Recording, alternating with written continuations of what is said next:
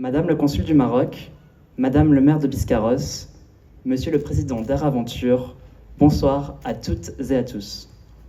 C'est un véritable plaisir de vous réunir ce soir pour cet événement que la Fondation Latécoère co-organise avec Air Aventure pour célébrer les 40 ans du rallye de Toulouse-Saint-Louis. Ce rallye rassemble chaque année, depuis 1983, des passionnés d'aviation pour retracer les lignes légendaires que sont les lignes aériennes Latécoère et Aéropostale, avec une régularité exemplaire. Je suis ravi de voir l'ampleur qu'a pris ce rallye au cours des années, avec un nombre de participants toujours croissant, illustré par les 70 personnes réunies parmi nous. La Fondation Latécoère et Air Aventure, poursuivant le même but de transmission de la mémoire, nous sommes heureux de collaborer sur de tels événements, car c'est ensemble que nous sommes les plus forts. Il y a 100 ans, sur ce lieu même de Toulouse-Montaudran, est née l'industrie aéronautique de Toulouse, avec la construction, en 1917, des usines d'aviation Latécoère. L'envol des pionniers rend parfaitement hommage à la mémoire de l'aéronautique grâce à ses installations et événements passionnants. Nous avons la chance ce soir d'avoir accès à la splendide exposition Pierre-Georges Latécoère, L'avenir a des ailes, qui met au goût du jour le personnage de l'avionneur pour inspirer les nouvelles générations à relever les défis de l'avenir. Pierre-Georges Latécoère a changé le monde à son époque en reliant les hommes grâce à l'aérien, alors que personne ne voulait y croire. Il aurait maintenant voulu changer l'aviation pour la rendre plus propre.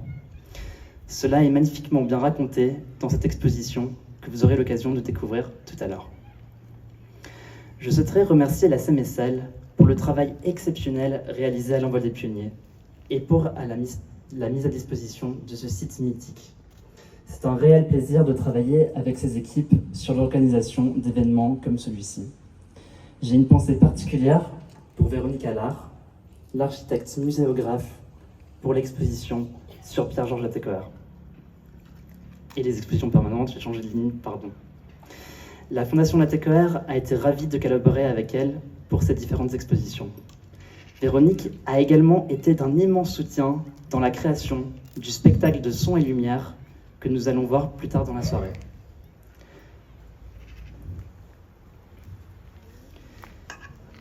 La Fondation Latécoère, créée en 2004 par ma grand-mère Marie-Vincente, ici présente, est une fondation reconnue d'utilité publique qui vise à entretenir et promouvoir la mémoire de l'aéronautique et de ses pionniers. En transmettant les valeurs de Pierre-Georges Latécoère, elle œuvre également à inspirer les nouvelles générations à relever les défis de l'avenir, dont la transition vers l'aviation décarbonée. En tant qu'unique arrière-petit-fils de Pierre-Georges Latécoère et ingénieur comme lui, c'est un honneur pour moi de diriger cette fondation depuis 2 ans. Mon ambition pour la Fondation Latécoère est de la propulser dans l'avenir en capitalisant sur les nouvelles technologies et le monde digital, pour toucher le plus grand nombre de personnes. Parmi les derniers projets de la Fondation Latécoère, on attend que le train fasse plaisir à son œil, je souhaiterais mentionner la modélisation du Latécoère 631 dans Microsoft Flight Simulator. Pour ceux qui ne le connaissent pas, il s'agit d'un simulateur de vol dans lequel l'avion a été reproduit dans les moindres détails grâce aux archives Latécoère. Cela a permis de redonner vie à ce fleuron de l'industrie Latécoère qui était, à sa sortie en 1942, le plus gros hydravion du monde. Il est donc maintenant possible, dans le monde entier, de découvrir cet appareil et de le piloter avec un étonnant réalisme, ce qui est très émouvant pour tous les passionnés d'aéronautique. Je souhaiterais également citer les 2 magnifiques projets de reconstruction de l'avion Latécoère 28, à l'identique de ce qu'il était lorsqu'il a été initialement construit il y a près de 100 ans. Il y a tout d'abord le Latécoère 28 statique en cours de construction sur ce site même de Toulouse-Montaudran, au même emplacement où il a été produit à l'origine. C'est un projet éducatif impliquant plus d'une dizaine de lycées professionnels toulousains, espagnols et marocains pour la réalisation des pièces en bois et en métal. J'appelle à mes côtés Claude Moreau, le président de l'association Laté 28, ainsi qu'Alain Gaborio, le responsable du projet.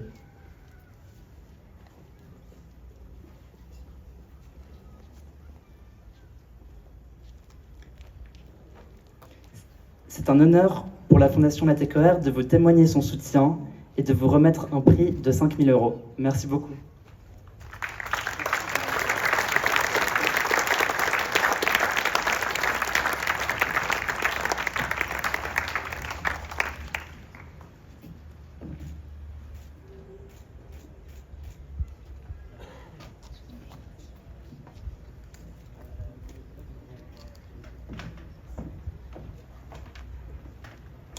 Il y a également le projet de reconstruction du Latécoère 28 volant, qui est en cours de réalisation à Compiègne, par le Cercle des machines volantes.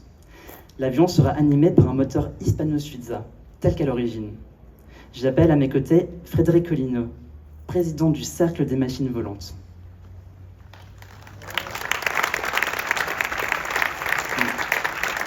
C'est un honneur pour la Fondation Latécoère de te témoigner son soutien et de te remettre un prix de 5 000 €.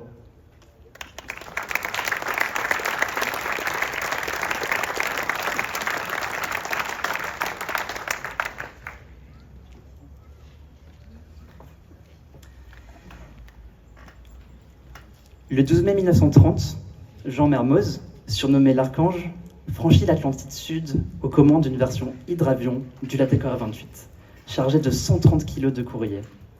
Il met 19h35 pour relier le Sénégal au Brésil. Cette première traversée commerciale de l'Atlantique Sud a un retentissement mondial. Le dernier projet que je souhaiterais évoquer ce soir est le défi Mermoz.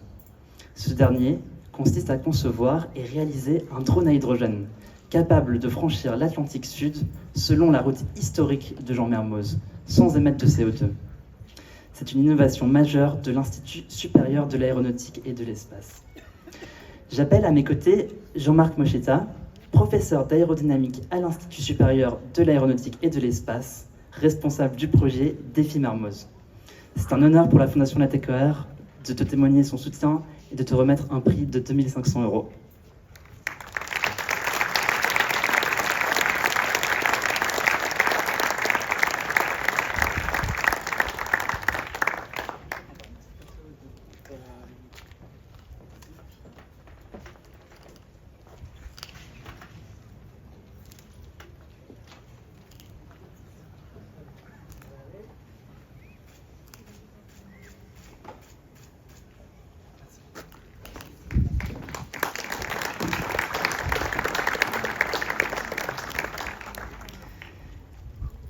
La Fondation Latécoère, dans sa démarche de transmission des valeurs de Pierre-Georges Latécoère, a créé la dynamique Latécoère Explorer, menée par Laurence de la Ferrière.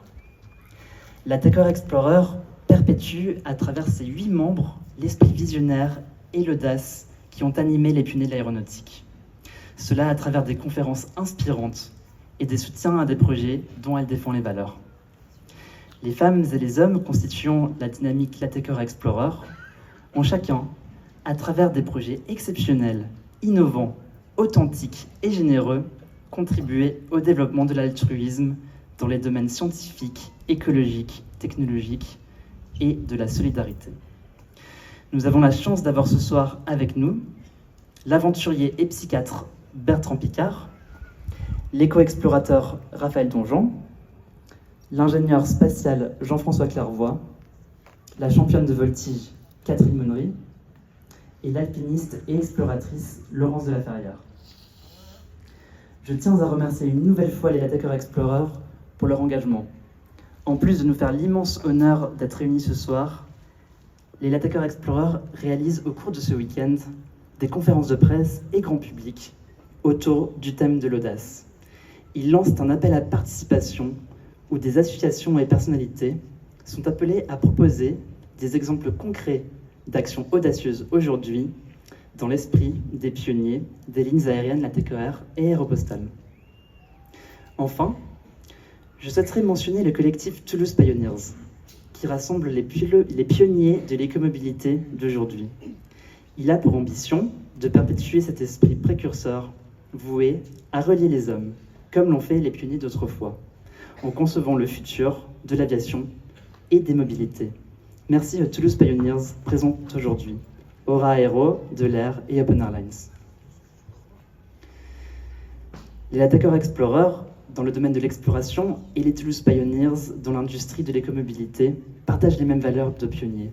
Et de les rassembler lors d'un événement comme celui-ci permet de créer de nombreuses synergies pouvant aider à rendre notre monde meilleur.